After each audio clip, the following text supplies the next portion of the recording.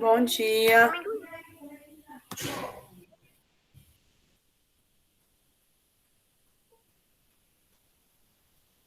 É Xoxo? É assim que escreve? Xoxo.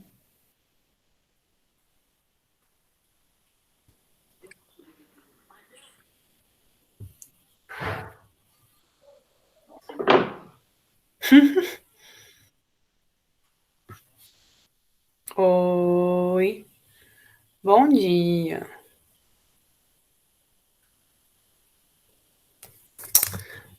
Bom dia, Pro. Bom dia, Pro. Tudo bem? Ô, Bom Pro, dia. Ai, gente, eu meu vídeo não achei, eu funciona, tô achei chateada. Oi. difícil, não difícil, eu não entendi muito bem aquelas contas que aquele cara fez no vídeo. Calma, gente, foi o que eu falei. No primeiro momento, eu tô mostrando um assunto para vocês, tá bom? Então, hoje a gente vai ver uma parte teórica. Na quinta-feira, a gente vai fazer exercício. Então, a gente vai olhar as contas e fazer exercício. Caso eu perceba que não tá legal, entendeu? Que a gente tá com dificuldade, a gente permanece mais tempo nesse tipo de parte, tá bom? E a gente gasta menos tempo na parte de botânica, né? Porque é um pouquinho mais simples. A gente entende, é mais chatinho, mas é um pouquinho mais simples. Quer dizer, eu não acho chato, mas eu sei que vocês têm uma dificuldade, né? Tem uma questão de aceitação um pouco difícil. Então, é uma parte um pouquinho mais simples, que é aquela parte que vocês deveriam até aproveitar para tirar mais nota, porque genética é um pouquinho mais complicado numa prova. Claro que a gente não está em processo de prova agora, mas a gente nunca sabe se a rede não vai lançar isso como obrigação, tá? Por isso que vocês precisam sempre levar a sério o estudo nesse momento. Se eu estou levando a sério a produção de aula, você tem que levar a sério que você também está em aula. Porque no momento que aparecer ali para a gente avaliar, ou se mandarem a gente utilizar essa nota que vocês têm no simulado para simplesmente avaliá-los, aí vocês vão começar a perceber que não vai dar para ficar bobeando, tá? Outra coisa, são conteúdos de vestibular.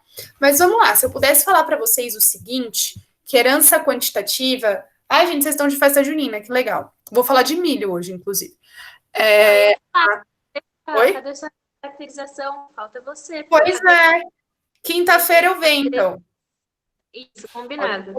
Combinado. Venho de caipira. Minha filha amanhã também fica de caipira.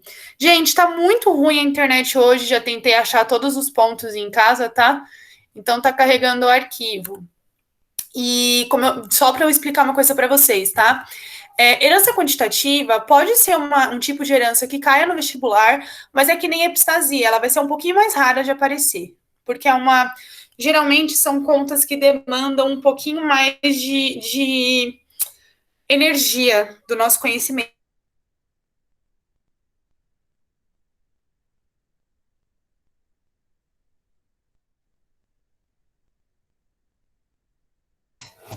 Pessoal, eu vou mudar de rede, tá? Só um minuto. Quer dizer, eu vou mudar, na verdade, tá?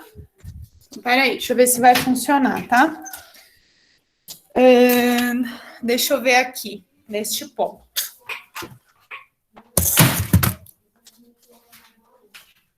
Vamos lá. Vamos ver se aqui vai.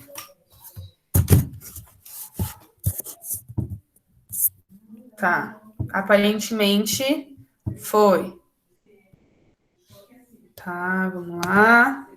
Tudo bem, quem se atrasou.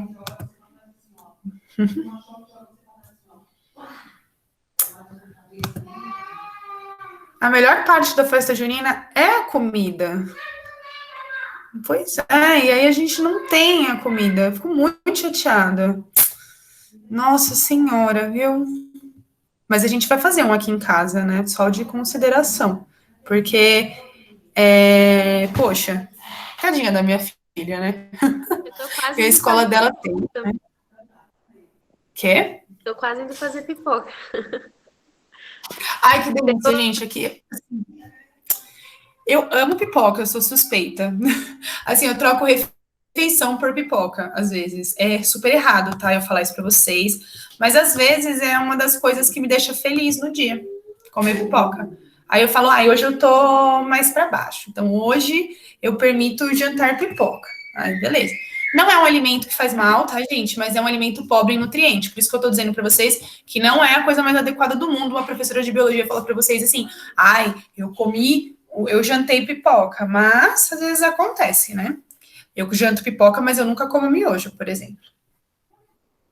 Não gosto. Miojo é muito bom, pro. Eu sei que faz mal, mas é bom. Eu não consigo gostar, gente. Eu acho esquisitíssimo, de verdade. Mas deixa eu ver, de porcaritos que eu gosto, eu adoro salgadinho.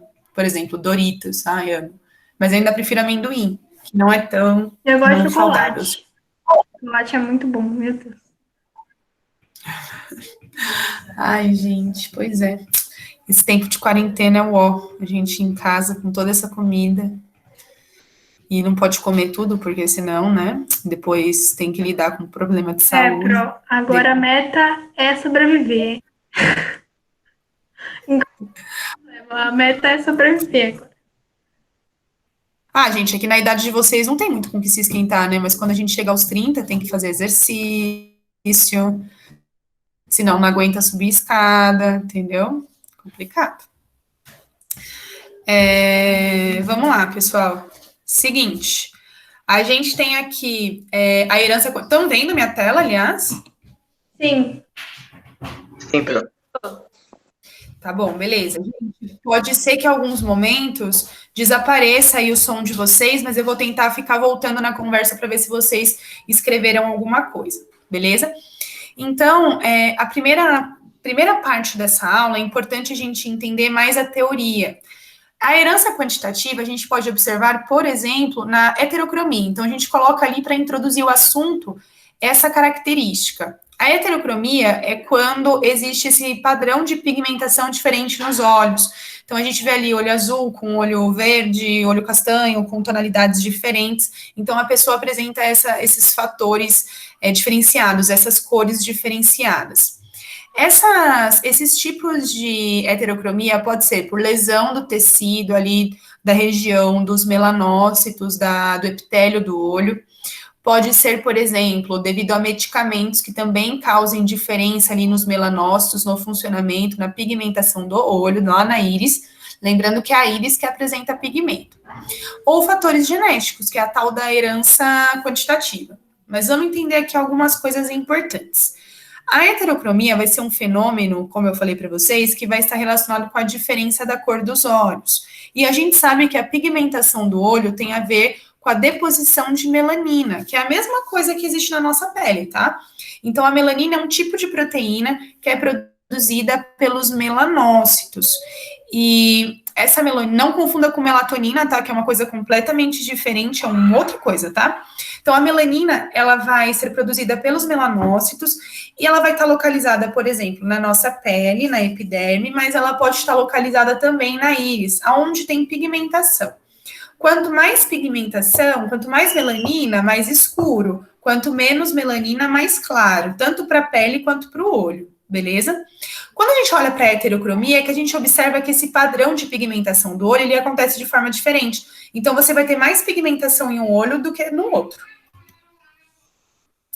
Quando a gente observa, por exemplo, essa condição de pigmentação da íris, a gente sempre tem que lembrar daquele padrão selvagem ou padrão normal. Eu não gosto muito de falar padrão normal, mas seria ali o selvagem. Então, o selvagem seria olhos da mesma cor, tudo bem? Então, quando você olha, ele tem o olho da mesma cor.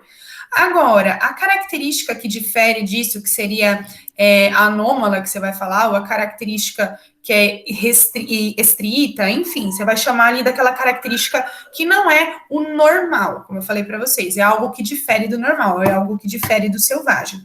Então, neste caso, a gente vai observar que a heterocromia vai ser uma característica que difere do padrão selvagem, do padrão normal, tudo bem? Então, nesse caso, é importante a gente entender que a heterocromia ela pode ser de duas formas. Ela pode ser, por exemplo, olhos com pigmentação totalmente diferente, ou a gente observa no mesmo olho regiões com pigmentação diferentes. Bom, a gente tem que observar também que até agora a gente estava estudando, fingindo que o olho ele tinha ali um padrão de pigmentação descontínuo. O que isso quer dizer? Que não tem fenótipo intermediário. Por exemplo, a gente viu ali no caso das ervilhas. A gente olhava a cor da ervilha, ela podia ser amarela ou verde, ela podia ser lisa ou rugosa, a flor podia ser branca ou púrpura.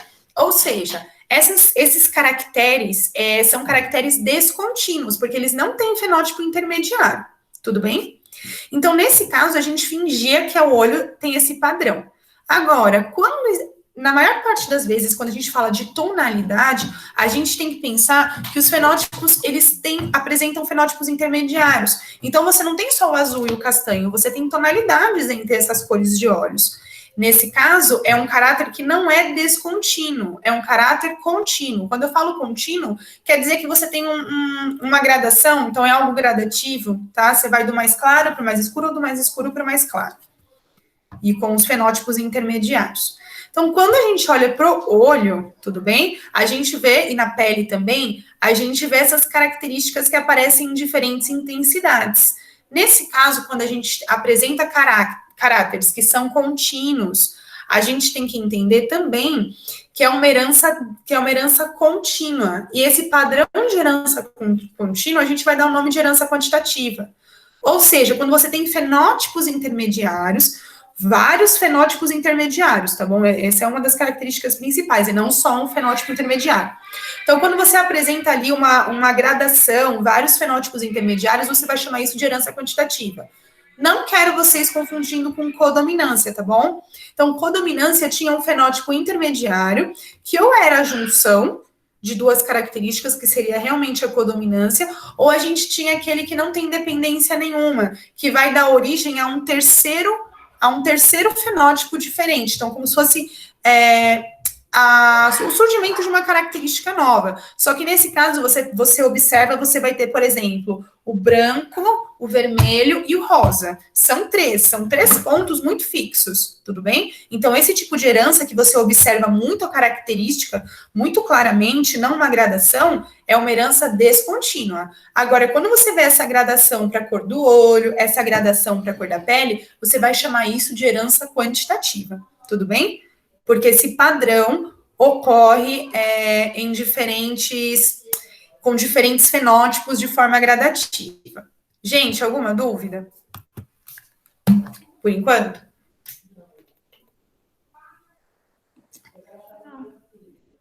Não? Então tá bom. Tô vendo aqui só.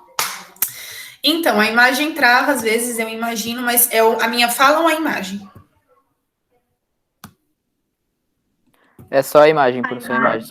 Só fala tá de boa. Tá bom, beleza. Seguinte, pessoal, vamos continuar, tá bom?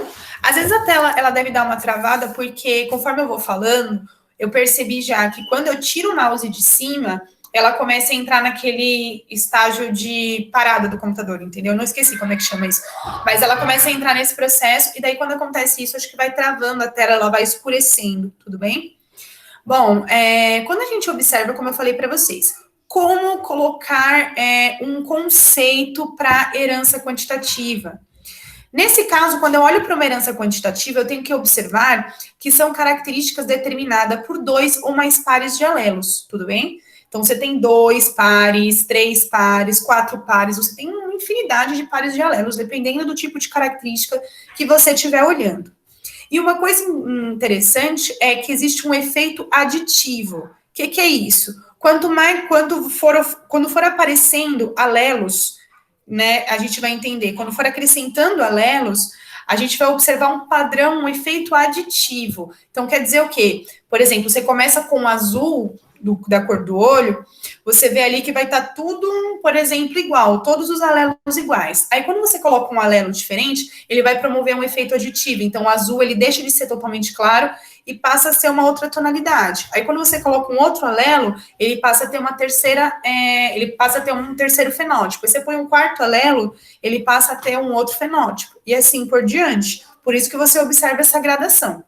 Ou seja, na herança quantitativa, você vai observar 2 ou mais pares de alelos relacionados a uma única característica, que ou vai ser tamanho da planta, ou vai ser cor da pele, ou vai ser cor do olho. Então, para uma única característica, você consegue observar mais do que um par de alelos. E esses pares de alelos, quando eles vão entrando ali no genótipo, eles vão oferecendo um efeito aditivo. Então, vai aumentando, vai mudando um fenótipo, gerando fenótipos diferentes com diferentes intensidades. Quando os alelos forem todos completos, a gente vai entender ali que a gente tem a coloração mais escura, por exemplo. E quando ou a planta mais alta, ou a maior produção de leite, depende do que a gente estiver avaliando dentro do exercício. Agora, quando você não tem os alelos, né, tem alelos todos iguais, por exemplo, todos recessivos, vamos dizer assim, que a gente não pode falar de recessividade e nem de dominância, mas a gente vai falar ali, a gente vai usar mais ou menos a mesma nomenclatura. Então, quando for o azul, por exemplo, ele vai ser assim, Azinho, Azinho, Bzinho, Bzinho, Czinho, Czinho, Dzinho, Dzinho, entendeu? Então, você consegue observar tudo ali minúsculo. Então, nesse caso, todos os alelos são iguais. Estão vendo? Então, tudo pequenininho também. Então, nesse caso, é o azul. Cada ganho de alelo, então, quando ganha um azão, quando ganha um Bzão, quando ganha um Czão, essa característica vai mudando, tudo bem? E aí você tem os fenótipos intermediários. Então, um exemplo do padrão desse tipo de herança, como eu já falei, todas as características de coloração do ser humano tá ali naquele ponto. Mas a gente pode observar esse tipo de herança, por exemplo, no ganho da massa do gado. Então, é muito importante você controlar ali qual é o genótipo do seu gado, para você saber se ele vai dar uma produção maior ou uma produção menor. A produção de leite também, dependendo do tipo de alelos que você tem ali, do conjunto de alelos que você tem, o genótipo vai estar relacionado com a produção de leite. Então, você vê que são vários alelos relacionados a essa produção. Além de tudo, você pode observar também a altura de plantas, por exemplo, o milho. Então, aqui a gente vê uma variação, por exemplo, de 122 centímetros nessa planta de milho até 182,8 centímetros. Ou seja, você vê ali para o mesmo tamanho diversas características. Quando eu olho para esse tipo de herança, eu quero que vocês tenham na cabeça que é uma herança quantitativa, sinônimo dela é herança poligênica ou polimeria. Poligênica quer dizer que são vários genes, vários alelos condicionando uma única característica. E esses alelos, eles estão em cromossomos diferentes, tudo bem? Então, eles são segregados independentemente, como eu falei para vocês, igualzinho acontecia na segunda lei, esses alelos estão em cromossomos diferentes, então eles são enviados, não existe enviando só um, existe vários sendo enviados dos seus cromossomos homólogos. Então, nesse caso, a meiose vai acontecer mais ou menos da mesma forma, que nem vocês viram. Então, aqui na meiose, a gente observa, por exemplo, esse aqui, que é o Rzão, Vzão, o Rzão, Rzinho, Vzão, Vzinho. Então, nesse processo, ele faz a duplicação do seu cromossomo homólogo, então ele forma 2 cromátides para cada um, e nesse processo, você pode ter, por exemplo, a separação de cromossomo homólogo com Rzão, com o Vzão, você pode ter, por exemplo, o Rzinho com o Vzinho, mas você pode ter o Rzão com o Vzinho, você pode ter o Rzinho com o Vzão. Então, aqui, gente, tem padrões de gametas sendo produzidos, a gente consegue observar uma variação maior. Então, a gente sabe que quando os gametas, ou eles são homozigotos dominantes, ou quando eles são homozigotos recessivos, a gente sabe que só pode fazer 2 tipos de gameta. Agora, 2 tipos não, gente, 1 tipo de gameta, desculpa.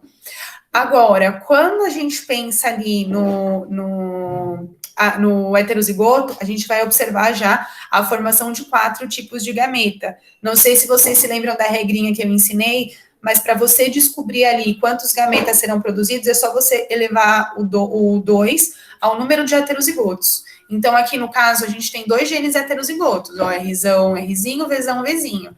Então, nesse caso, vai ficar 2 elevado ao quadrado, que é 4.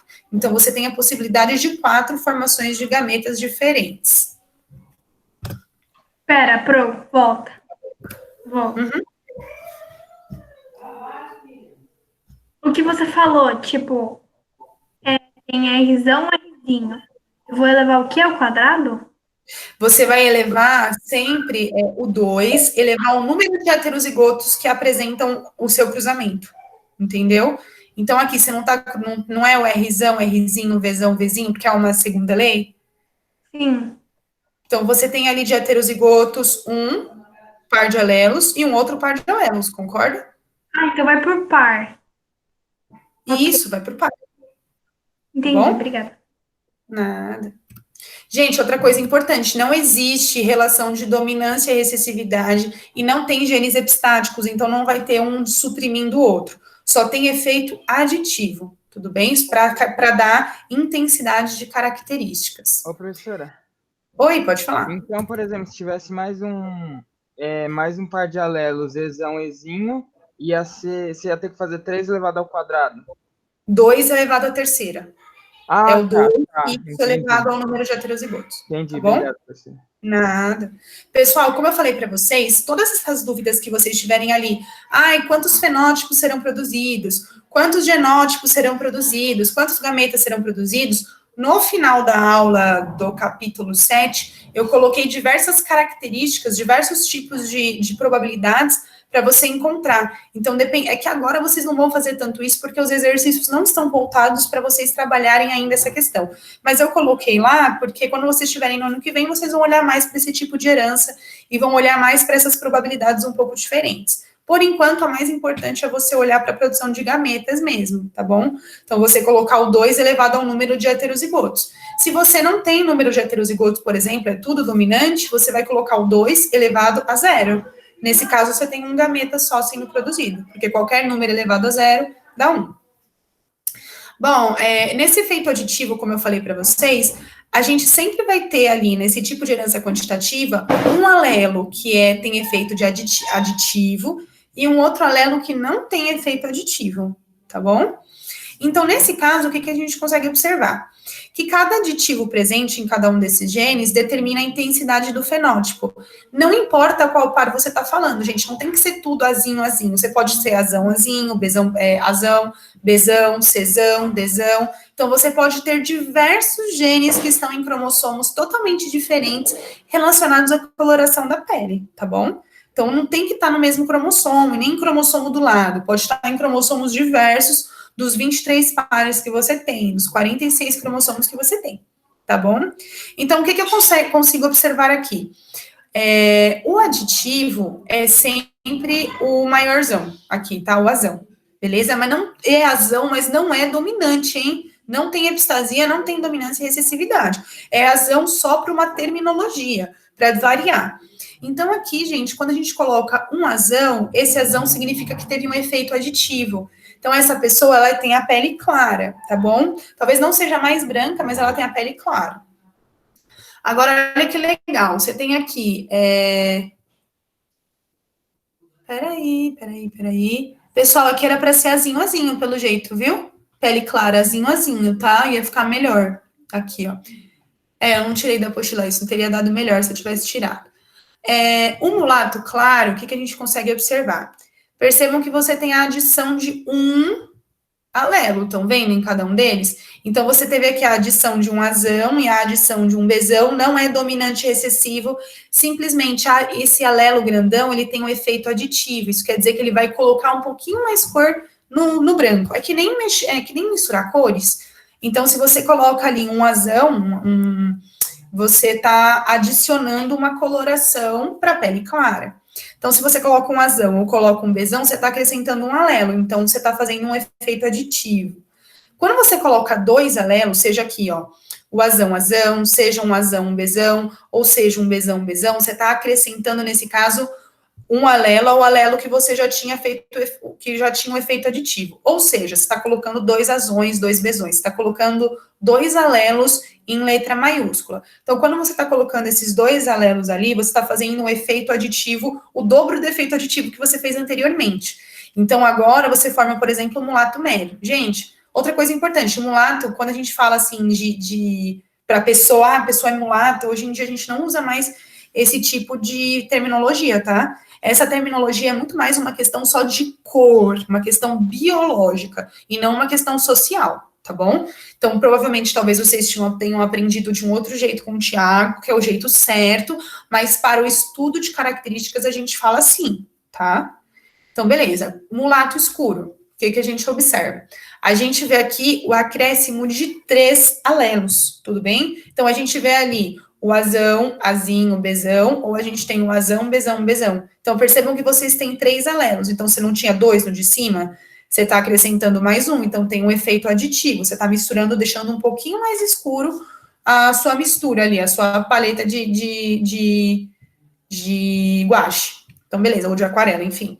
Agora, a pele negra, perceba que você tem todos eles, azão, azão, besão, besão, todos em letra maiúscula. Então, quer dizer que você atingiu o máximo da adição, tudo bem? Então, você atingiu o máximo da pigmentação da pele. Beleza? A gente diz que esses alelos que estão em letra minúscula, que são os alelos sem efeito aditivo, eles são alelos que ou não têm efeito nenhum, ou eles não expressam nenhum tipo de fenótipo, ou a expressão deles é muito fraca, que não vai ter uma relação direta realmente com a pigmentação da pele, ela não vai influenciar tanto na pigmentação. Nesse tipo de herança, a gente consegue observar, por exemplo, aqui o seguinte, que existe um número grande de fenótipos possíveis, de genótipos possíveis, desculpa, então, quanto mais alelos, pares de alelos você tem, maior a chance de genótipos possíveis. E com isso, você tem também um aumento do número de fenótipos. Só que nesse caso, é importante a gente entender que o fenótipo, ele pode ser influenciado pelo ambiente também, tá bom? Então, por exemplo, a pessoa, ela pode ter ali o mesmo grupo de alelos, com o mesmo efeito aditivo, mas elas vivem em ambientes diferentes. Então, por exemplo, um branco aqui no Brasil, ele vai ter uma pigmentação um pouco mais forte do que um branco da região nórdica ali, da região de frio, porque a intensidade solar é menor, e a melanina, para ser produzida, ela depende obrigatoriamente de sol. Então, um país que tem uma incidência solar menor, a pessoa provavelmente vai apresentar uma pigmentação diferente, beleza? Então, o conceito que a gente... Pode falar. Isso também se relaciona, tipo, com cabelo, tipo, cabelo liso, cabelo enrolado, ou nada a ver? Sim, total. Tá bom? Total. O cabelo enrolado e o liso, ele vai estar relacionado a um tipo de proteína que tem no cabelo. Tanto que hoje em dia eles estão fazendo shampoos agora, que tem pouco, eu esqueci agora qual é o nome do componente. Mas sulfato? Isso, sulfato, exatamente. O sulfato, ele prejudicava a estrutura do cacho. Então, eles estão lançando agora esse shampoo sem sulfato, porque ele não vai mexer na estrutura, nas proteínas, na estrutura do cabelo, entendeu? Nas proteínas do cabelo. E aí, o cabelo se mantém naquele formato de cacho.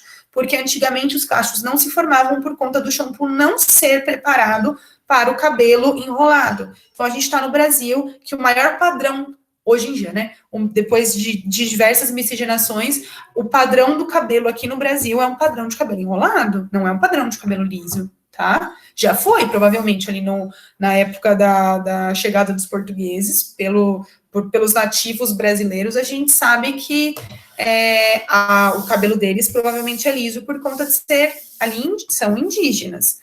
Agora, depois de toda a miscigenação que o Brasil passou, o aspecto do cabelo é um aspecto de cabelo enrolado. Então, lançar shampoos com sulfato, por exemplo, cheio de sulfato, acabava prejudicando o cabelo de diversas pessoas. Então, hoje em dia, é uma vertente muito legal que passar, para quem passou, né, por essa transição do cabelo e tudo mais, é fantástico. Principalmente essa questão de ter shampoos prontos para isso. Então, é muito legal. Pois é, Pro, tipo, eu tô em transição, né? E, sei lá, 3 anos atrás você não ouvia falar nada sobre isso. Tipo, tem cabelo cacheado, estranho. Alisa. E você não achava nada no mercado, tipo, que contava, eu tenho um cacho, então eu sou uma pessoa normal, sabe? E aí eu acho muito legal isso, das pessoas começarem a mostrar os cachos e etc. Exatamente, porque você vende um padrão para o Brasil que não é o padrão dele. Então, é muito complicado isso. Você tem que analisar essas características. E o mais legal, gente, da herança quantitativa, da genética em si, da seleção natural, da evolução, é que, no final das contas, esse conhecimento só traz a questão de que todos os seres humanos são iguais, que são poucas coisas que diferem, são as expressões da característica, e isso remonta toda a origem da pessoa. Então, isso é muito legal. A genética, na verdade, é para romper essa barreira, entendeu? Porque você pode se com o material genético de um chimpanzé, a nossa proximidade, então a gente rompe barreiras do preconceito a partir desse momento, porque são coisas mínimas que fazem diferir a tonalidade de pele. Entendeu? Então, são coisas muito pequenas, são padrões que são quebrados. A genética te oferece esse tipo de conhecimento. É importante a gente entender, como eu falei para vocês, por exemplo, a altura das pessoas. A altura do ser humano também é um tipo de herança quantitativa, que você pode observar uma gradação. Você vê ali do mais baixo numa sala de aula, né? Todo mundo da mesma idade, mais ou menos, de criancinha, vamos supor. Você vê o menorzinho, você vê o maiorzinho. Tem a questão genética? Tem. Mas tem uma questão alimentar também, tem uma questão de exercícios físicos, tem hábitos de sono que são importantes no processo de crescimento, de desenvolvimento ósseo. Ou seja, esses tipos de característica, eles estarão relacionados ao crescimento da pessoa. Pode falar. Fala que dormir faz crescer essas coisas assim, é verdade? É verdade. Verdade. Inclusive, o processo para quem faz academia, o dormir é fundamental, tá? Porque à noite é um momento em que a musculatura ela faz a reconstrução. Porque a ideia da musculação é assim, o nosso músculo ele é feito de proteínas chamadas de actina e miosina, e essas proteínas, quando você faz um exercício, elas vão rompendo todos os dias, e você precisa de uma alimentação adequada, você precisa de uma quantidade de energia e de uma boa noite de sono, porque à noite vai acontecer esse metabolismo, tá? Então, à noite, olha que legal. A pessoa, vamos dizer assim, que ela emagrece dormindo por conta do exercício que ela fez ao longo do dia. Então, esse exercício que ela fez, o corpo dela, o gasto energético que ela tem à noite, vai ser para fazer essa reposição de proteínas que ela desconstruiu, que ela rompeu. E esse rompimento é muito bom, porque ele vai fazendo com que o músculo gaste uma grande quantidade de energia, utilize as reservas energéticas, inclusive existentes no corpo, e essas reservas, elas são utilizadas, esse músculo, ele vai passando por um processo de crescimento, que é o que a gente chama de hipertrofia muscular. Tanto que quando a pessoa ela faz o exercício físico e o treino dela está muito parecido, ela deixa de sentir esse crescimento muscular, e aí nesse momento, ela precisa mudar o treino, então ela precisa deixar o treino um pouco mais pesado para romper mais a musculatura, para promover mais o crescimento. Beleza? Mas é uma junção de tudo, é uma junção de boas noites de sono, é uma junção de alimentação e uma junção também do exercício físico, tá? Outra coisa importante, pessoal, a gente olha para uma herança quantitativa, a gente observa essa curva chamada de normal ou curva de Gauss. Essa curva, ela mostra, vejam que já entra matemática aí, né?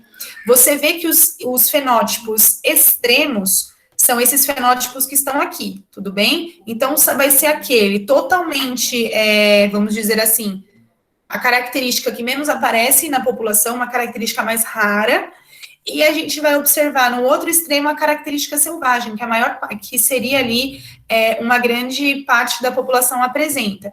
E a gente vê ali também uma expressividade muito... Não, pessoal, deixa eu voltar, uma coisa para falar para vocês. Não, apaga. A expressividade dos mais recessivos, aqui no caso, vamos dizer assim, mas melhor, não recessivo, dos mais raros, tá bom? Então, elas vão estar nas pontas, nas extremidades, tudo bem? Que são os mais extremos possíveis. Agora, a variação maior, ela vai estar aqui na metade da curva, tá bom? Nessa curva intermediária. E quanto mais mediano for, tá bom? Então, as características que mais aparecem são as características mais medianas. Tudo bem? Por isso, essa curva gaussiana. Então, a gente consegue observar, por exemplo, aqui, eu falei para vocês que ia falar do milho, na aula que vem eu falo mais do milho. Então, assim, o que a gente consegue observar? A gente vê a variação do milho, que ela vai de 6,6 a 17 centímetros. Percebam que você consegue achar aqui, ó, o fenótipo, qual é o fenótipo intermediário. De que jeito? Você vai tirar uma média, tá bom? Então, o extremo não é 17 e o outro extremo não é 6,5. Você vai fazer uma média aritmética. Então, você vai somar os dois e dividir por 2 e vai chegar nesse valor aqui, que é 11,8. O que eu consigo observar? A gente vai estudar isso na próxima aula, tá? Cada alelo, ele vai fornecer ali um efeito aditivo, tudo bem? Então, como eu já tinha falado para vocês, cada alelo que entra ali, cada letrona grandona, que eu comentei, cada letra maiúscula, ela vai acrescentar 2,6 ao fenótipo inicial. Então, nesse caso, a gente vai observar que essa característica, ela vai ser determinada, por exemplo, por dois pares de alelos. Então, vamos dizer ali, azão e bezão, tudo bem? Então, vai ser determinada. Quando ela for, por exemplo, 17, que é o extremo mais aqui da pontinha, é o maior que a gente observa, a gente vai ver, por exemplo, que ele apresenta todos os alelos aditivos. Então, ele vai ser azão, azão, bezão, bezão. O menorzinho, ele não vai ter alelo aditivo, então ele vai ser azinho, azinho, bezinho, bezinho. Quando você vê aqui, pessoal, acontece a adição de um alelo, você pode observar, por exemplo, azão, azinho, bezinho, bezinho, tudo bem? Então, nesse caso, você adicionou só um alelo, então você aumentou de 6,6 em 2,6, entendeu?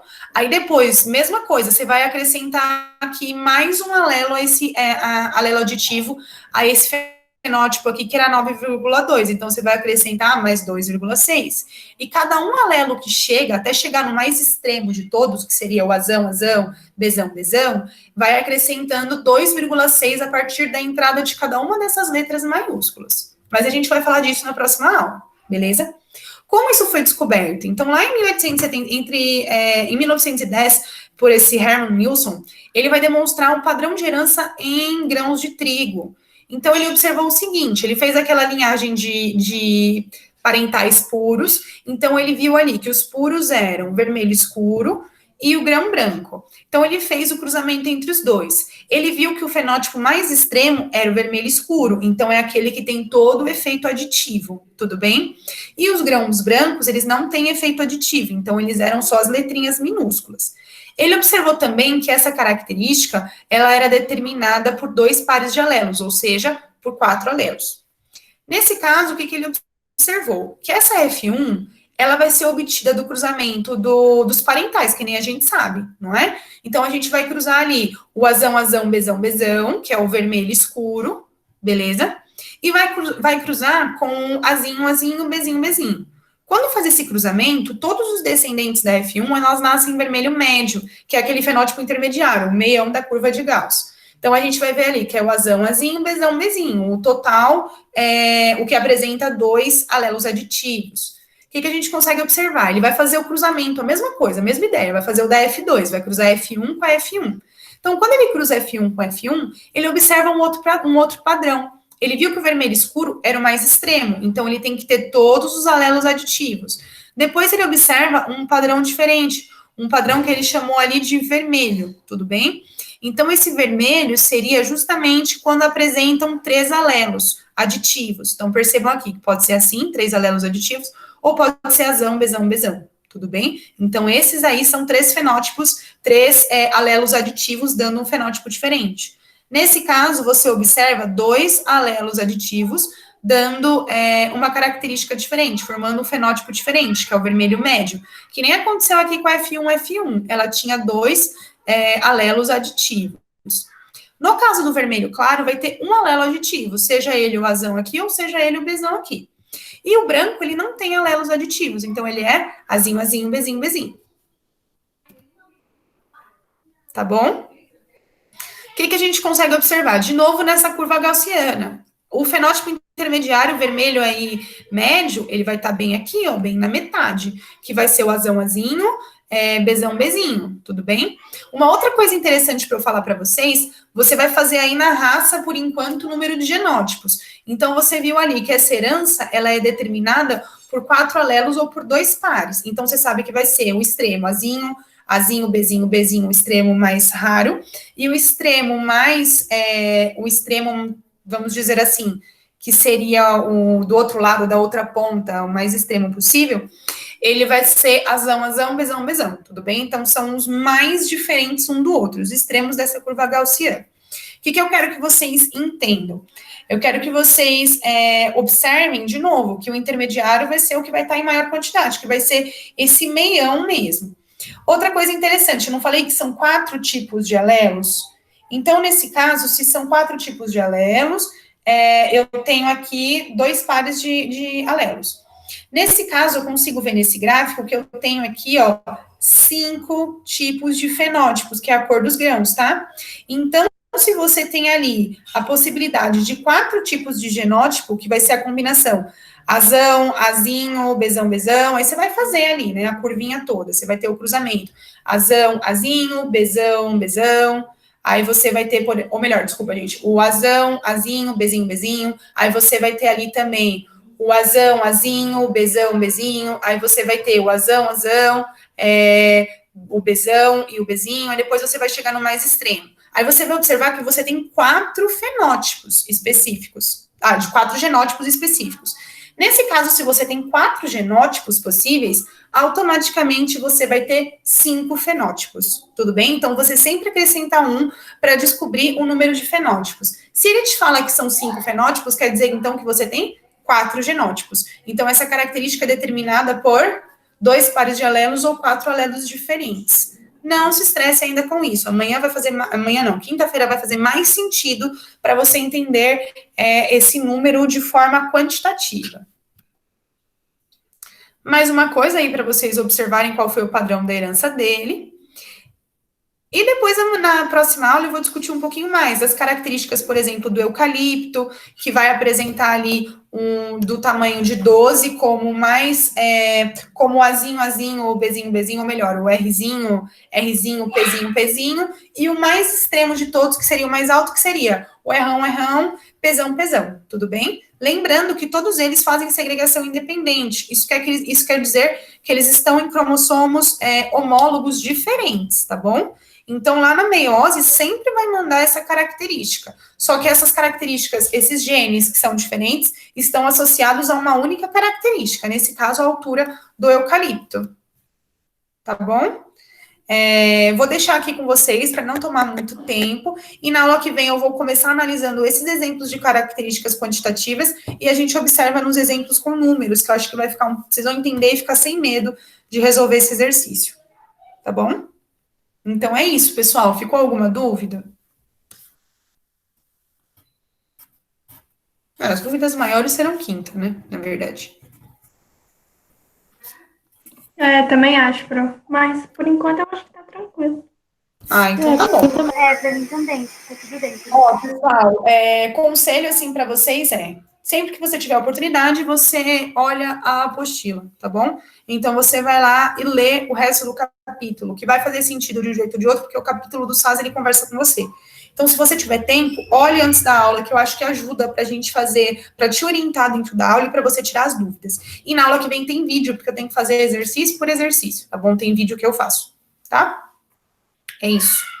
Então, obrigada, pessoal. Escreva o nome de vocês aí na hora de sair, porque eu preciso para fazer a chamada, tá bom? Obrigada. Bom dia. Obrigada, Pro. Imagina.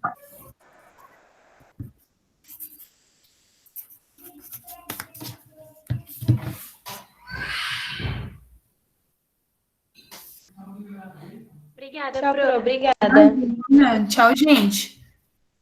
Ô, professora, Oi.